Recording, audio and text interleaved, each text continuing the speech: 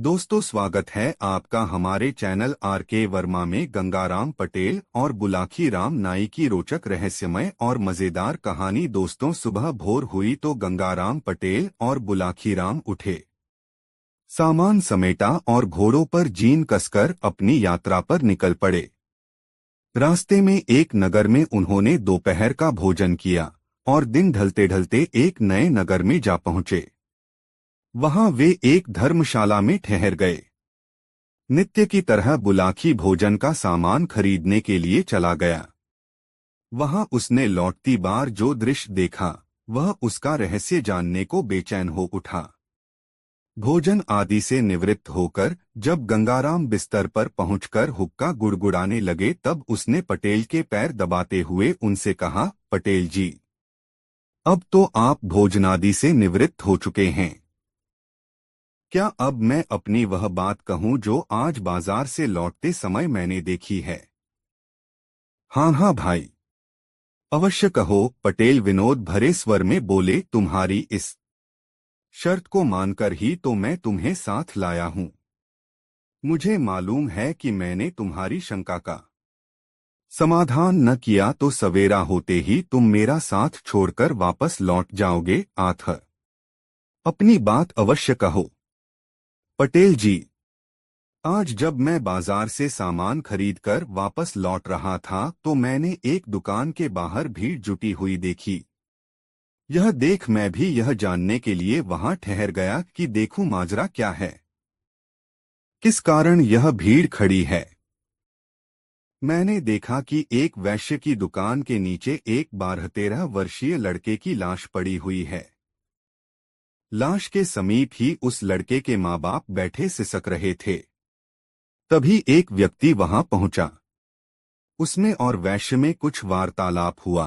फिर उस व्यक्ति ने लड़के के पिता से किसी बात की शपथ लेने के लिए कहा। लड़के के पिता ने जैसे ही शपथ ली कि मृत लड़का जीवित होकर खड़ा हो गया। यह देखकर मेरी हैरत का ठिकाना न रहा। मैं तत्काल वहां से चलकर आपके पास पहुंचा। बस तभी से मेरे पेट में इस बात का रहस्य जानने के लिए मरोड़े उठ रही थीं, किंतु मुझे यह भी मालूम था कि आप बिस्तर में जाने से पहले कुछ बताएंगे नहीं, इसलिए खामोश ही रहा। अब आप मुझे उस रहस्य के बारे में बतलाइए। सुनो, बुलाकी राम पटेल बोले, यहाँ से कुछ कोसों के फासले पर एक गांव है, किशनपुर। उस गांव में रेवती रमन नाम का एक गरीब ब्राह्मण निवास करता था। उसकी पत्नी का नाम शीला था। नाम के अनुकूल उसकी पत्नी बहुत ही शील स्वभाव की थी। ब्राह्मण भी बहुत नेक और अच्छे आचरण वाला था। उनका एक बेटा भी था, जिसकी आयु तब 10 वर्ष की हो चुकी थी। उसका नाम था चंद्रदेव। रेवती रमन नाम का वह ब्राह्मण बहुत गरीब था। उसके पास जमीन भी ज्यादा नहीं थी। उस जमीन से जो भी अनाज पैदा होता, उसी के सहारे उनका निर्वाह होता था। अपनी आर्थिक स्थिति से तंग आकर एक दिन उसने अपनी पत्नी से कहा, सुनो शीला, यह गांव में रहकर निर्वाह करना दिन प्रतिदिन मुश्किल होता जा रहा है। आठ मैंने निश्चय किया है कि 1-2 दिन में यह गांव छोड़कर किसी बड़े नगर को चल पड़ेंगे। बड़े शहरों में काम की कोई कमी नहीं होती। ईश्वर ने चाहा तो हम वहां किसी की नौकरी कर लेंगे और आराम से जीवन व्यतीत करेंगे। कुछ सालों बाद जब हमारे पास कुछ धन इकट्ठा हो जाएगा तो हम वापस लौट आएंगे और उस धन से कोई कारोबार कर लेंगे। इस तरह आसानी से हमारे जीवन का निर्वाह हो जाएगा। अब बताओ, तुम्हारी क्या राय है इस विषय में? मेरी राय तो वही है जो आपकी है, रेवती की पत्नी ने कहा। जैसा आपको उचित लगे आप वैसा ही कीजिए। मैं आपके साथ हूँ। इस प्रकार विचार करके रेवती अपनी पत्नी और पुत्र को साथ लेकर शहर के लिए चल पड़ा। शहर में पहुंचकर रेवती रमन ने एक वैश्य के यहाँ नौकरी कर ली। उसकी पत्नी ने भी एक महाजन के यहाँ खाना बनाने की नौकरी कर ली। इस तरह से उनका निर्वाह ठीक ढंग से होने लगा। रेवती रमन मेहनती आदमी था। 1 साल बाद उसका काम देखकर वैश्य ने उसकी तनख्वाह बढ़ा दी। इस तरह से वह अपने परिवार का भरण पोषण करने के पश्चात कुछ धन भविष्य के लिए बचाने लगा। 3 साल के बाद उन दोनों की कमाई से 5,000 रुपये इकट्ठे हो गए। तब दोनों ने अपनी अपनी नौकरी छोड़ दी और अपने गांव लौट पड़े। शाम के समय वे इसी नगर में पहुंचे। उन्होंने रात्रि विश्राम के लिए किसी उपयुक्त जगह की जानकारी चाही। सामने उसी वैश्य की दुकान थी जिसे तुम देखकर आए हो। आथ रेवतीरमण उसी के पास पहुंचा और बोला, सेठ जी, मैं यहाँ परदेशी हूँ। मेरे साथ मेरा परिवार भी है। मैं रात्रि विश्राम के लिए किसी उपयुक्त जगह की तलाश में हूँ। क्या आप मुझे कोई ऐसा स्थान बता सकते हैं जहां हम सुरक्षित रह सकें? कोई जोखिम की चीज तो नहीं है तुम्हारे पास? मेरा मतलब है रुपया पैसा। वह तो है सेठ जी। इसीलिए तो मैं किसी सुरक्षित जगह पर रात को ठहरना चाहता हूँ।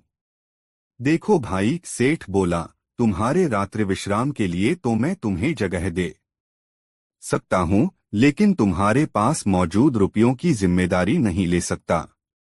यह शहर चोर लुटेरों के लिए बहुत बदनाम है।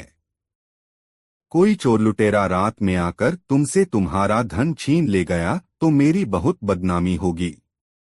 तुम एक काम करो, तुम्हारे पास जितना धन है वह मेरे पास जमा कर दो। सवेरे जब तुम जाने लगो तो अपना धन सहेज लेना। ठीक है सेठ जी। आप इस शहर में सम्मानित नागरिक हैं। हमें आप पर पूरा यकीन है कि आप अमानत में खयानत नहीं करेंगे। मेरे पास 5,000 रुपये हैं। उन्हें आप अपने पास जमा कर लीजिए। सुबह जाने से पहले मैं आपसे अपना रुपया वापस ले लूंगा। ऐसा कहकर रेवतीरमण ने अपना पैसा उस वैश्य के पास जमा करवा दिया। वह रात रेवतीरमण और उसके परिवार ने सेठ की दुकान के बाहर लगे फट्टों पर सोकर काट ली। प्रातः जब सेठ ने दुकान खोली तो रेवतीरमण ने उससे अपना पैसा वापस मांगा। इस पर सेठ की त्योरियां चढ़ गईं। उसने तेज आवाज में पूछा, कैसा पैसा? तुमने मुझे कोई पैसा नहीं दिया था। इस पर दोनों में तकरार होने लगी। पड़ोसी और राहगीर इकट्ठे हो गए। सेठ के पड़ोसियों ने तब उनका विवाद खत्म करने के लिए रेवतीरमण से कहा, देखो भाई, तुम कहते हो कल रात तुमने इनके पास 5,000 रुपये जमा कराए थे, जबकि ये सेठ इस बात से साफ इनकार कर रहा है। अब कौन सच्चा है और कौन झूठा, इसका फैसला तो शपथ लेकर ही किया जा सकता है। क्या तुम अपने इकलौते बेटे की कसम खाकर यह बात कह सकते हो कि तुमने रात इस सेठ के पास 5,000 रुपये जमा कराए थे? बिल्कुल कह सकता हूँ, रेवतीरमण बोला। जो बात सच है उसके लिए मैं कैसी भी शपथ लेने को तैयार हूँ।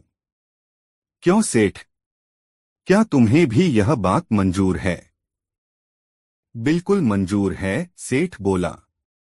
न्यायकर्ताओं ने तब रेवतीरमण से उसके बेटे के सिर पर हाथ रखकर यह कसम खाने के लिए कहा कि यदि उसकी शपथ झूठी है तो तत्काल उसके बेटे की मृत्यु हो जाए। बुलाकी पटेल ने आगे कहा, किस्मत का खेल देखो। जैसे ही रेवतीरमण ने अपने बेटे चंद्रदेव के सिर पर हाथ रखकर यह शपथ ली कि तत्काल उसके बेटे की मौत हो गई। झूठा होते हुए भी उस सेठ के चेहरे पर विजय के भाव झलक उठे।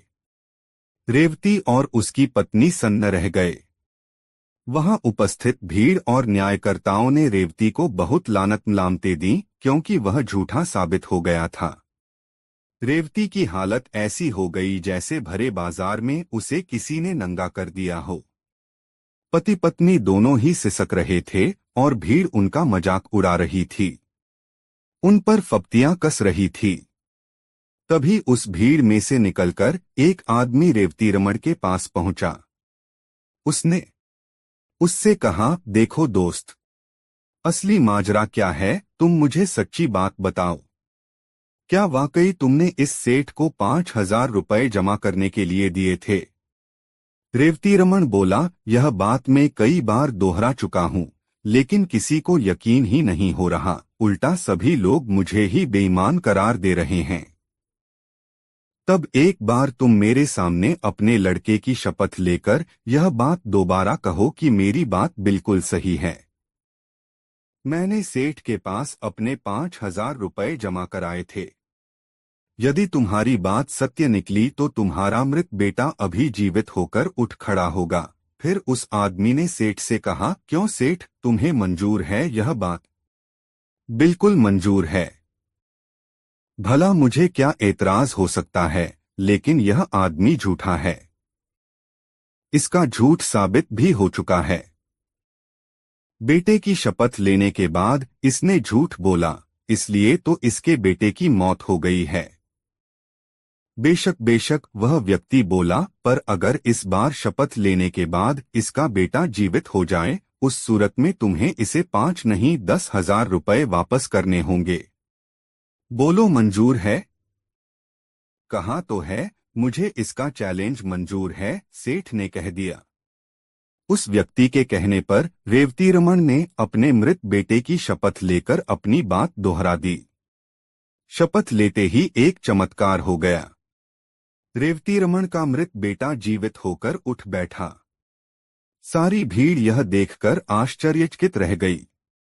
तब सेठ को वादे के अनुसार रेवतीरमण को 5 की जगह 10,000 रुपए लौटाने पड़े।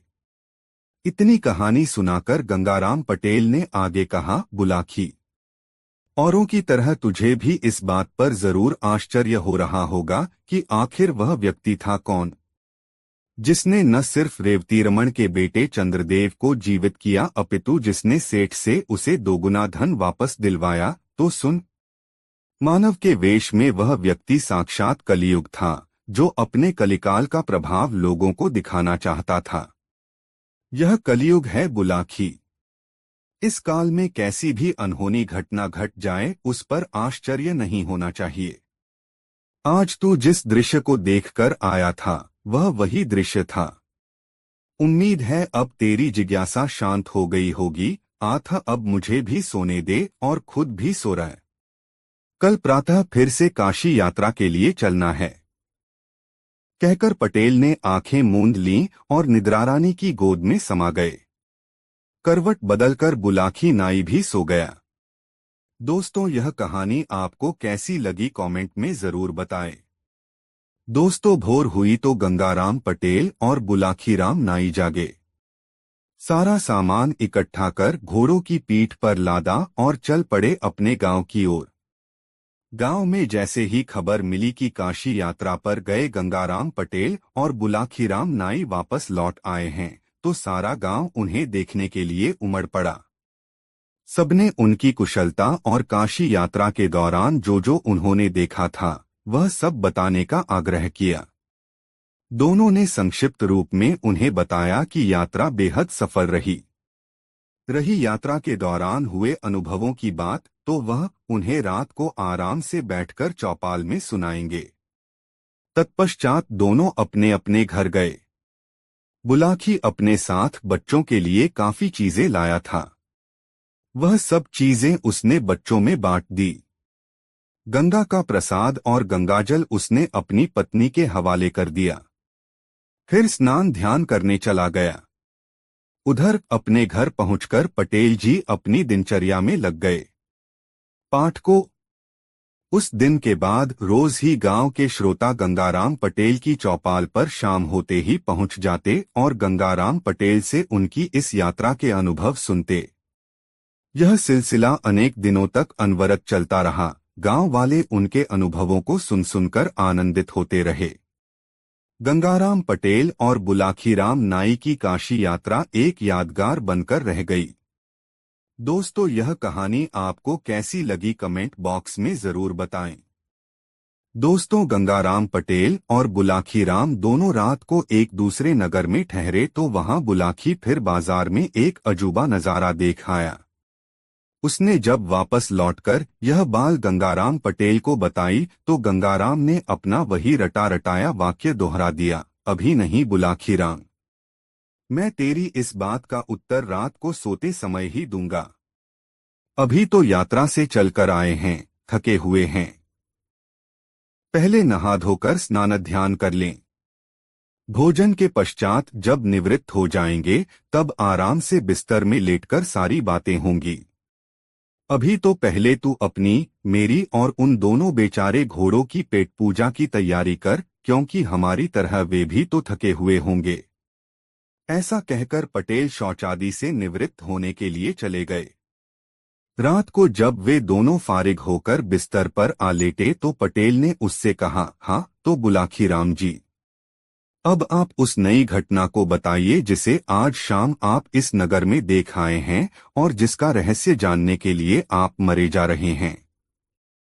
बुलाखी कहने लगा, पटेल जी, लगता है आज आप विनोद के भाव से भरे हुए हैं, तभी आज आप मुझे आप कहकर संबोधित कर रहे हैं, अन्यथा आप तो मुझे तू के संबोधन से नवाजा करते थे।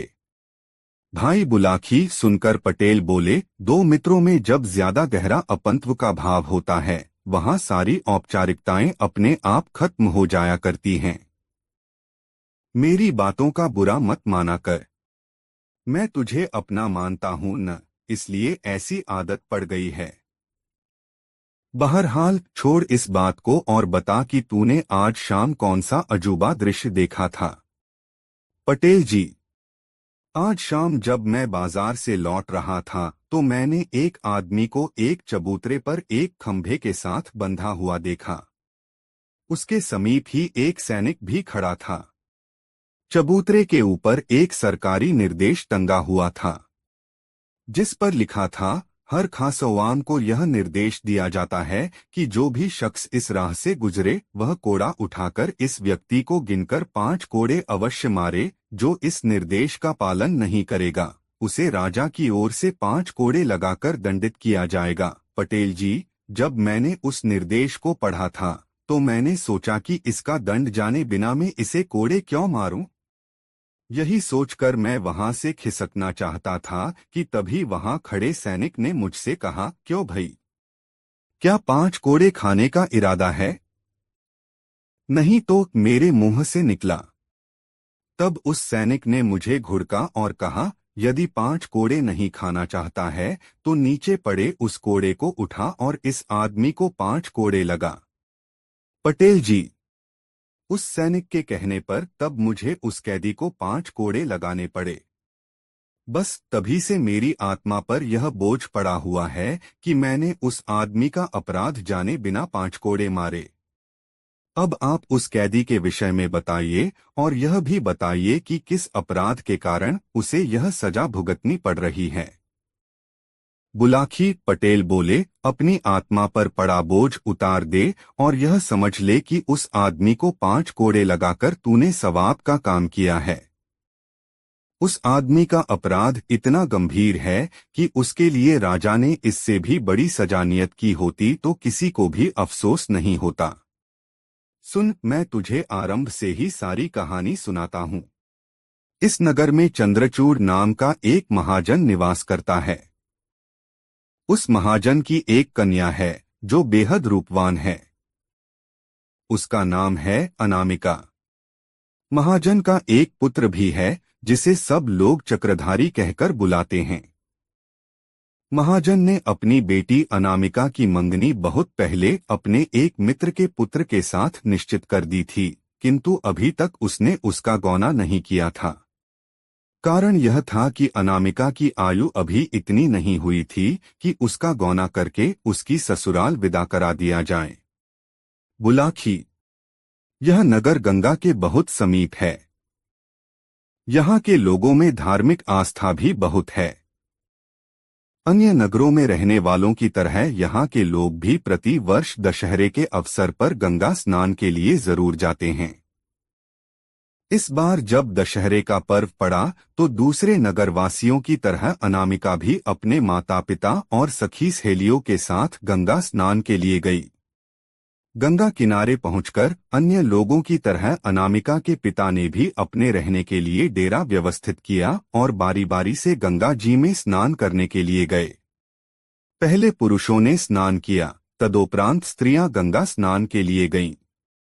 बुलाखी, जब अनामिका अपनी सखियों के साथ गंगा स्नान के लिए घाट पर पहुंची तो वहां के कुछ गुंडों ने उसे देख लिया। उसकी मनोहारिणी छवि देखकर वह गुंडे विचार करने लगे कि किसी तरह इस सुंदर युवती को अपने काबू में करके इसका उपभोग करना चाहिए। बाद में जब इससे हमारा दिल भर जाएगा तो हम इसे किसी वेश्या के यहाँ बेचकर अच्छी रकम प्राप्त कर सकते हैं। उन गुंडों का मुखिया था छोटेलाल नाम का एक महाहरामी युवक। उसने इस काम को करने का बीड़ा उठाया। उसने अपने साथियों से कहा, दोस्तों, इसे फंसाकर काबू में करना तो मेरा चुटकियों का काम है। बस मुझे थोड़ा सा समय चाहिए। ठीक है, हम तुम्हें समय देते हैं। उसके दूसरे साथी बोले, देखते हैं तुम कौन सा चमत्कार दिखाते हो। उधर अनामिका और उसकी सखियों ने अपने वस्त्र उतारे और उन वस्त्रों को घाट पर बैठे पंडे के हवाले करके गंगा स्नान करने लगीं। तभी छोटेलाल नामक वह गुंडा उस पंडे के पास पहुंचा और उससे कहा, पंडित जी महाराज, 5 रुपए कमाना चाहते हो?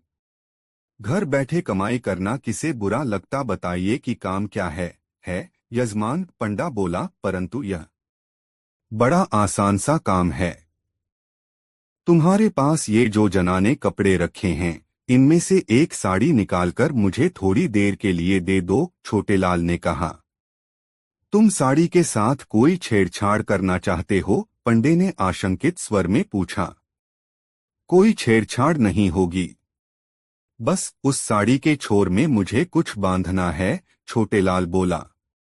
यह कोई जोखिम भरा काम नहीं था, इसलिए 5 रुपए लेकर पंडे ने अनामिका की साड़ी उसकी ओर खिसका दी। छोटेलाल ने अपनी जेब से एक सोने की मुहर और 100 रुपए का एक नोट निकाला और अनामिका की साड़ी के पल्लू में बांध दिया और वहां से हटकर कुछ दूर खड़ा हो गया। कुछ देर बाद अनामिका और उसकी सखियां स्नान करके बाहर निकलीं और अपने अपने वस्त्र पहनकर चलने लगीं। उसी समय छोटेलाल भी उनके पीछे पीछे चलने लगा। जब वह अपने डेरे के समीप पहुंची तो छोटेलाल ने पीछे से आकर अनामिका का बाजू थाम लिया।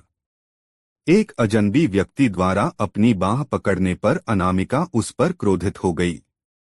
उसने तीखे स्वर में कहा, कौन हो तुम? मेरी बाह पकड़ने की तुम्हारी हिम्मत कैसे हुई? यह क्या कह रही हो अनामिका?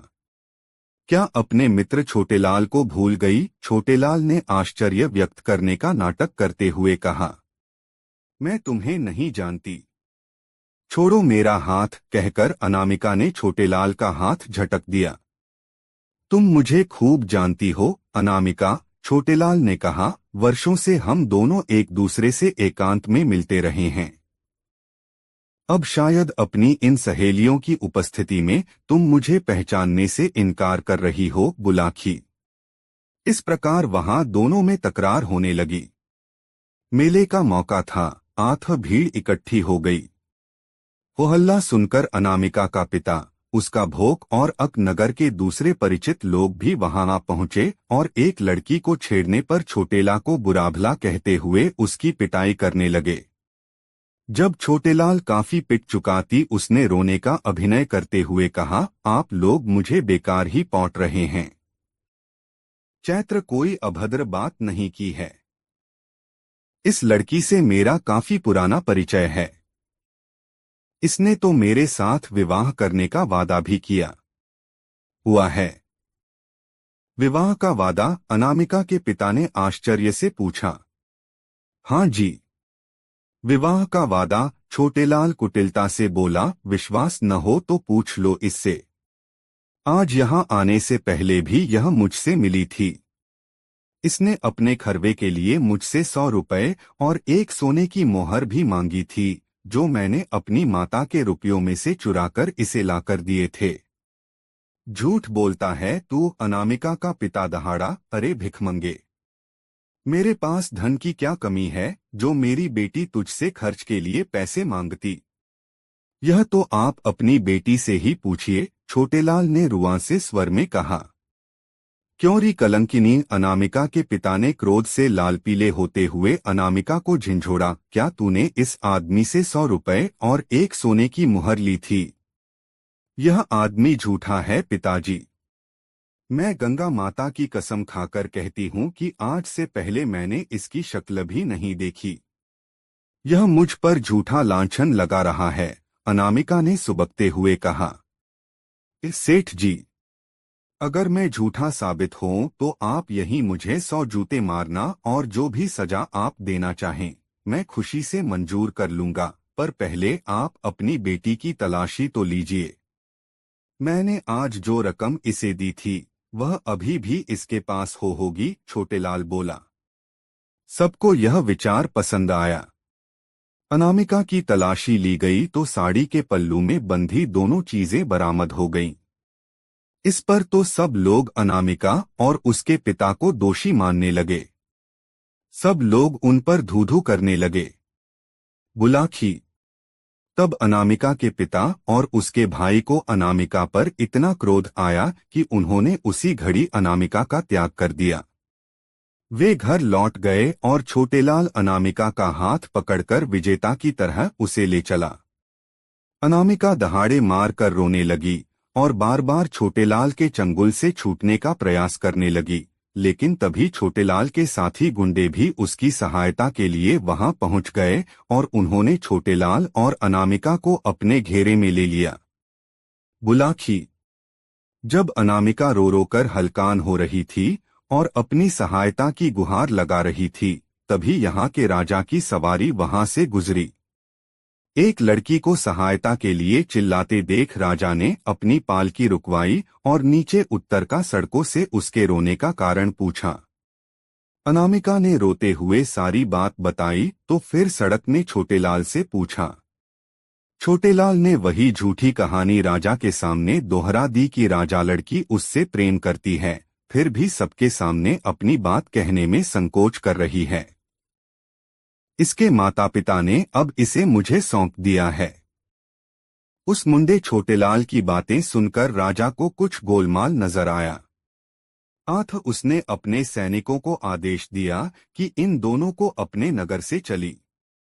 वहीं मैं सारी बातें अनकर इस बात का निर्णय करूंगा कि इन दोनों में से कौन सच्चा है और कौन झूठा। तब दोनों दरबार में पेश किए गए। राजा ने अनामिका से पूछा, देवी, तुम कहती हो कि अब से पहले तुमने इस आदमी को कभी देखा नहीं था, फिर इसकी यह भारत क्यों कर सच साचित हो गई कि तुम्हारी साड़ी के पल्लू से इसके दिए हुए रुपए और सोने की घोहर चरामद हो गई? अन्नदाता, अनामिका बोली, मुझे इस बात का बिल्कुल भी ज्ञान नहीं है कि रे दोनों चीजें मेरी साड़ी के पल्लू में किसने बांधी। अपनी साड़ी तो मैंने कहीं उतारी भी सिवाय उस समय के जब मैं स्नान करने के लिए गंगा जल में उतरी थी। अपने वस्त्र तुमने कहाँ रखे थे? राजा ने पूछा। हमने अपने वस्त्र घाट पर बैठे पंडे को सौंपे थे, अनामिका ने कहा। पलक झपकते ही सारी बातें राजा की समझ में आ गईं। वह समझ गया कि सड़कों के साथ छल किया गया है।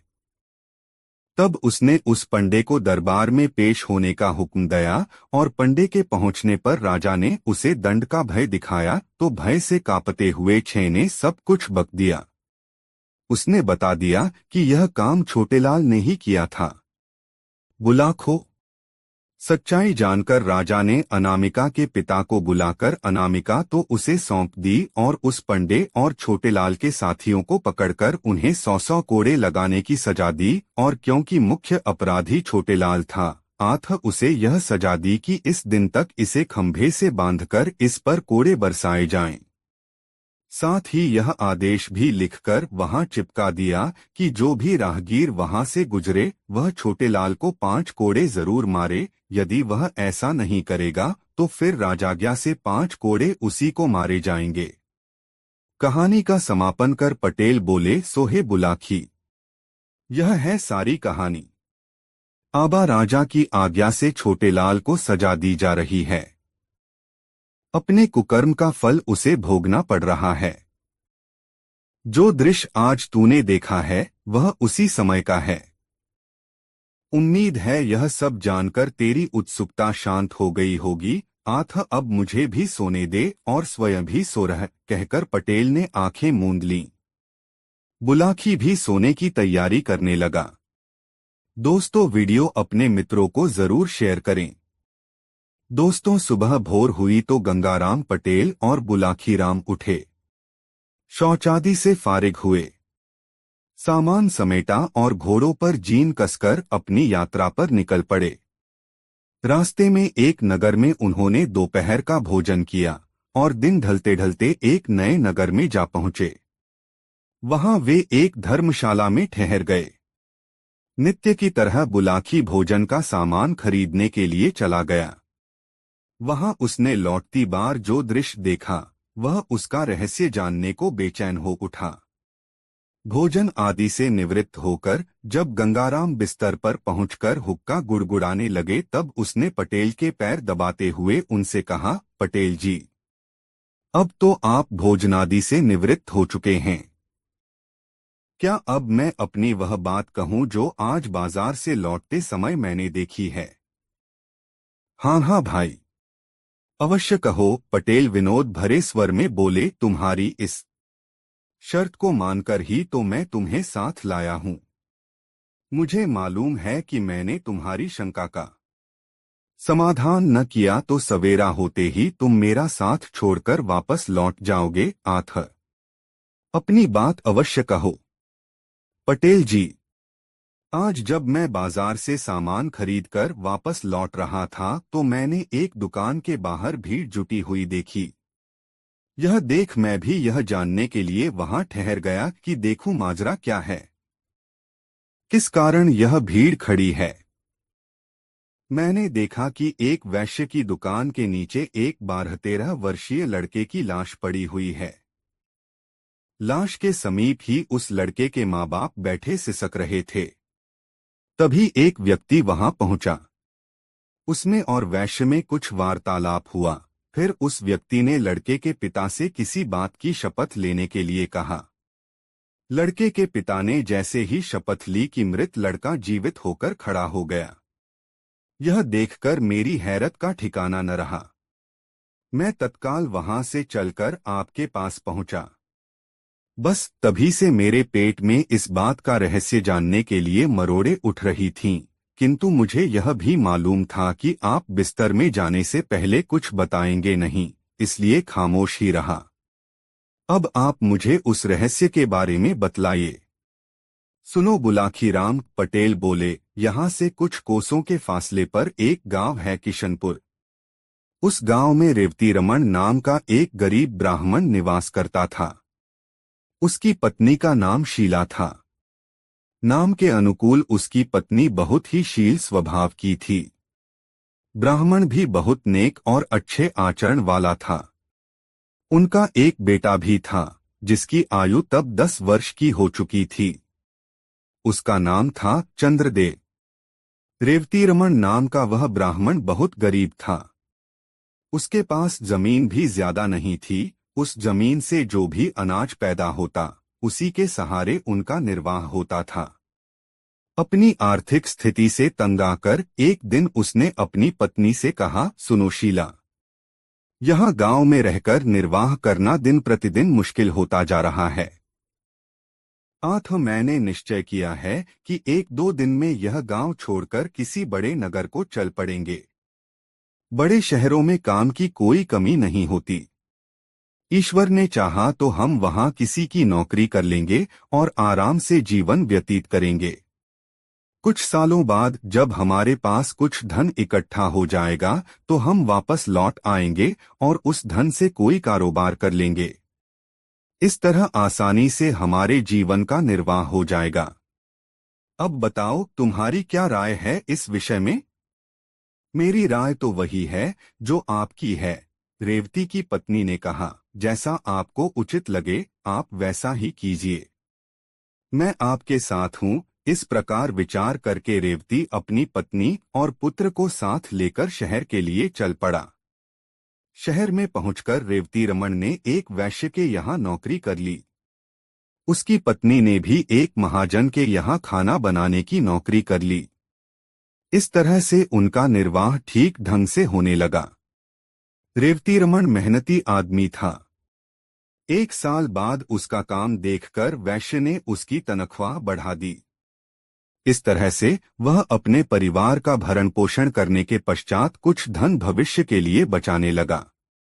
3 साल के बाद उन दोनों की कमाई से 5,000 रुपये इकट्ठे हो गए। तब दोनों ने अपनी अपनी नौकरी छोड़ दी और अपने गांव लौट पड़े। शाम के समय वे इसी नगर में पहुंचे। उन्होंने रात्रि विश्राम के लिए किसी उपयुक्त जगह की जानकारी चाही। सामने उसी वैश्य की दुकान थी जिसे तुम देखकर आए हो। आथा रेवतीरमण उसी के पास पहुंचा और बोला, सेठ जी, मैं यहाँ परदेशी हूँ। मेरे साथ मेरा परिवार भी है। मैं रात्रि विश्राम के लिए किसी उपयुक्त जगह की तलाश में हूँ। क्या आप मुझे कोई ऐसा स्थान बता सकते हैं जहाँ हम सुरक्षित रह सकें? कोई जोखिम की चीज तो नहीं है तुम्हारे पास? मेरा मतलब है रुपया पैसा। वह तो है सेठ जी। इसीलिए तो मैं किसी सुरक्षित जगह पर रात को ठहरना चाहता हूँ। देखो भाई, सेठ बोला, तुम्हारे रात्रि विश्राम के लिए तो मैं तुम्हें जगह दे सकता हूँ, लेकिन तुम्हारे पास मौजूद रुपयों की जिम्मेदारी नहीं ले सकता। यह शहर चोर लुटेरों के लिए बहुत बदनाम है। कोई चोर लुटेरा रात में आकर तुमसे तुम्हारा धन छीन ले गया तो मेरी बहुत बदनामी होगी। तुम एक काम करो, तुम्हारे पास जितना धन है वह मेरे पास जमा कर दो। सवेरे जब तुम जाने लगो तो अपना धन सहेज लेना। ठीक है सेठ जी। आप इस शहर में सम्मानित नागरिक हैं। हमें आप पर पूरा यकीन है कि आप अमानत में खयानत नहीं करेंगे। मेरे पास 5,000 रुपये हैं। उन्हें आप अपने पास जमा कर लीजिए। सुबह जाने से पहले मैं आपसे अपना रुपया वापस ले लूंगा। ऐसा कहकर रेवतीरमण ने अपना पैसा उस वैश्य के पास जमा करवा दिया। वह रात रेवतीरमण और उसके परिवार ने सेठ की दुकान के बाहर लगे फट्टों पर सोकर काट ली। प्रातः जब सेठ ने दुकान खोली तो रेवतीरमण ने उससे अपना पैसा वापस मांगा। इस पर सेठ की त्योरियां चढ़ गईं। उसने तेज आवाज में पूछा, कैसा पैसा? तुमने मुझे कोई पैसा नहीं दिया था। इस पर दोनों में तकरार होने लगी। पड़ोसी और राहगीर इकट्ठे हो गए। सेठ के पड़ोसियों ने तब उनका विवाद खत्म करने के लिए रेवतीरमण से कहा, देखो भाई, तुम कहते हो कल रात तुमने इनके पास 5,000 रुपये जमा कराए थे, जबकि ये सेठ इस बात से साफ इनकार कर रहा है। अब कौन सच्चा है और कौन झूठा, इसका फैसला तो शपथ लेकर ही किया जा सकता है। क्या तुम अपने इकलौते बेटे की कसम खाकर यह बात कह सकते हो कि तुमने रात इस सेठ के पास 5,000 रुपये जमा कराए थे? बिल्कुल कह सकता हूँ, रेवतीरमण बोला। जो बात सच है उसके लिए मैं कैसी भी शपथ लेने को तैयार हूँ। क्यों सेठ, क्या तुम्हें भी यह बात मंजूर है? बिल्कुल मंजूर है, सेठ बोला। न्यायकर्ताओं ने तब रेवतीरमण से उसके बेटे के सिर पर हाथ रखकर यह कसम खाने के लिए कहा कि यदि उसकी शपथ झूठी है तो तत्काल उसके बेटे की मृत्यु हो जाए। बुलाकी पटेल ने आगे कहा, किस्मत का खेल देखो। जैसे ही रेवतीरमण ने अपने बेटे चंद्रदेव के सिर पर हाथ रखकर यह शपथ ली कि तत्काल उसके बेटे की मौत हो गई। झूठा होते हुए भी उस सेठ के चेहरे पर विजय के भाव झलक उठे। रेवती और उसकी पत्नी सन्न रह गए। वहां उपस्थित भीड़ और न्यायकर्ताओं ने रेवती को बहुत लानत मलामतें दी क्योंकि वह झूठा साबित हो गया था। रेवती की हालत ऐसी हो गई जैसे भरे बाजार में उसे किसी ने नंगा कर दिया हो। पति पत्नी दोनों ही सिसक रहे थे और भीड़ उनका मजाक उड़ा रही थी, उन पर फप्तियां कस रही थी। तभी उस भीड़ में से निकलकर एक आदमी रेवतीरमण के पास पहुंचा। उसने उससे कहा, देखो दोस्त, असली माजरा क्या है, तुम मुझे सच्ची बात बताओ। क्या वाकई तुमने इस सेठ को 5,000 रुपए जमा करने के लिए दिए थे? रेवतीरमण बोला, यह बात मैं कई बार दोहरा चुका हूँ, लेकिन किसी को यकीन ही नहीं हो रहा। उल्टा सभी लोग मुझे ही बेईमान करार दे रहे हैं। तब एक बार तुम मेरे सामने अपने लड़के की शपथ लेकर यह बात दोबारा कहो कि मेरी बात बिल्कुल सही है। मैंने सेठ के पास अपने 5,000 रुपए जमा कराए थे। यदि तुम्हारी बात सत्य निकली तो तुम्हारा मृत बेटा अभी जीवित होकर उठ खड़ा होगा। फिर उस आदमी ने सेठ से कहा, क्यों सेठ, तुम्हें मंजूर है यह बात? बिल्कुल मंजूर है। भला मुझे क्या एतराज हो सकता है, लेकिन यह आदमी झूठा है। इसका झूठ साबित भी हो चुका है। बेटे की शपथ लेने के बाद इसने झूठ बोला, इसलिए तो इसके बेटे की मौत हो गई है। बेशक बेशक वह व्यक्ति बोला, पर अगर इस बार शपथ लेने के बाद इसका बेटा जीवित हो जाए, उस सूरत में तुम्हें इसे 5 नहीं 10,000 रुपए वापस करने होंगे। बोलो मंजूर है? कहा तो है, मुझे इसका चैलेंज मंजूर है, सेठ ने कह दिया। उस व्यक्ति के कहने पर रेवतीरमण ने अपने मृत बेटे की शपथ लेकर अपनी बात दोहरा दी। शपथ लेते ही एक चमत्कार हो गया। रेवतीरमण का मृत बेटा जीवित होकर उठ बैठा। सारी भीड़ यह देखकर आश्चर्यचकित रह गई। तब सेठ को वादे के अनुसार रेवतीरमण को 5 की जगह 10,000 रुपए लौटाने पड़े। इतनी कहानी सुनाकर गंगाराम पटेल ने आगे कहा, बुलाखी, औरों की तरह तुझे भी इस बात पर जरूर आश्चर्य हो रहा होगा कि आखिर वह व्यक्ति था कौन, जिसने न सिर्फ रेवतीरमण के बेटे चंद्रदेव को जीवित किया अपितु जिसने सेठ से उसे दोगुना धन वापस दिलवाया। तो सुन, मानव के वेश में वह व्यक्ति साक्षात कलियुग था, जो अपने कलिकाल का प्रभाव लोगों को दिखाना चाहता था। यह कलियुग है बुलाखी। इस काल में कैसी भी अनहोनी घटना घट जाए उस पर आश्चर्य नहीं होना चाहिए। आज तू जिस दृश्य को देखकर आया था वह वही दृश्य था। उम्मीद है अब तेरी जिज्ञासा शांत हो गई होगी। आथा अब मुझे भी सोने दे और खुद भी सो रहा है। कल प्रातः फिर से काशी यात्रा के लिए चलना है। कहकर पटेल ने आंखें मूंद लीं और निद्रारानी की गोद में समा गए। करवट बदलकर बुलाखी नाई भी सो गया। दोस्तों, यह कहानी आपको कैसी लगी कमेंट बॉक्स में जरूर बताएं। ऐसी और नई मजेदार कहानी सुनने के लिए हमारे चैनल आरके वर्मा को सब्सक्राइब जरूर कर लें और यह वीडियो अपने मित्रों के साथ जरूर शेयर करें। वीडियो देखने के लिए बहुत बहुत धन्यवाद।